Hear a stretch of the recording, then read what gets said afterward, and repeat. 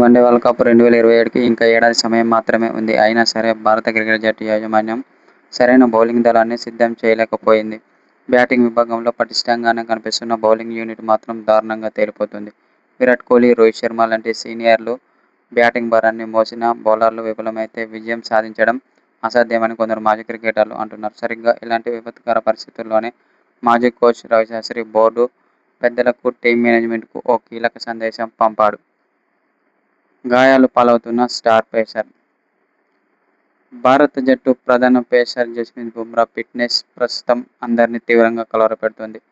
అతడు మైదానంలోకి దిగితే ప్రత్యర్థి బ్యాటర్లకు వణుకు పుట్టడం ఖాయం.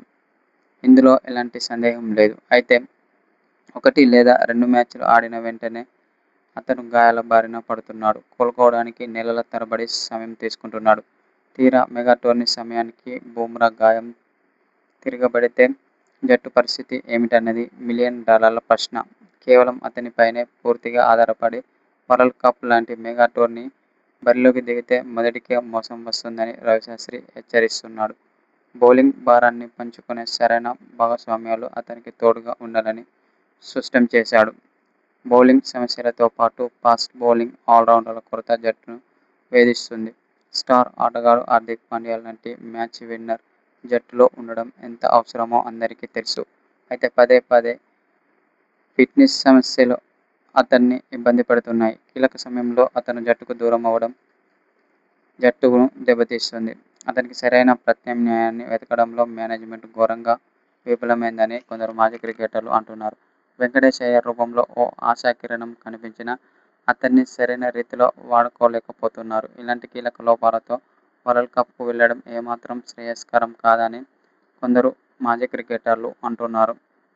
అయితే ఇప్పటివరకే యువకులపై ఆధారపడుతుంది టీమిండియా జట్టు. హర్షిత్ రాణా, ప్రసిద్ధ్ కృష్ణ, హర్షదీప్ సింగ్ లాంటి యువ పేసర్లకు వరుసగా అవకాశాలు దక్కుతున్నాయి.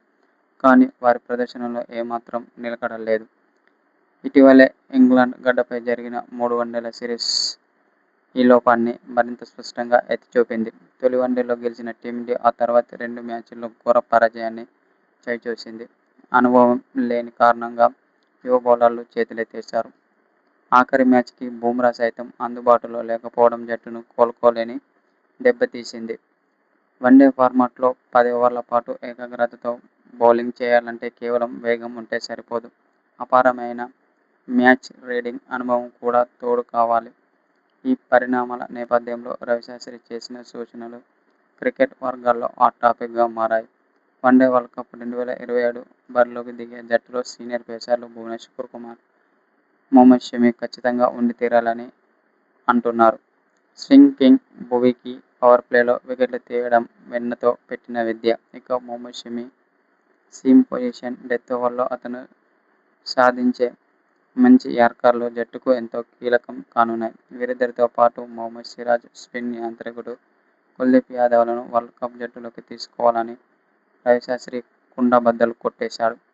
ప్రపంచ కప్ లాంటి భారీ టోర్నీలో ఒత్తిడిని జయించాలంటే కుర్రాళ్ల ఉత్సాహం కంటే దిగ్గజాల అనుభవమే ఎక్కువగా పనిచేస్తుంది. రవిశాస్త్రి వాస్తవిక విశ్లేషణను పరిగణలోకి తీసుకొని బీసీసీఐ పెద్దలు భువనేశ్వర్ కుమార్, మొహమ్మద్ షమిలను మళ్లీ జట్టులోకి తీసుకోవాలి. అయితే సరైన బౌలింగ్ మార్పును సెట్ చేసుకుంటే కప్పు కల నెరవేరుతుందని కొందరు మాజీ క్రికెటర్లు అంటున్నారు. అయితే జట్టులో మాత్రం ఖచ్చితంగా సీనియర్లు ఉంటేనే రాబోయే వన్డే వరల్డ్ కప్లో టీమిండియా గెలుస్తుందని కొందరు మాజీ క్రికెటర్లు అంటున్నారు.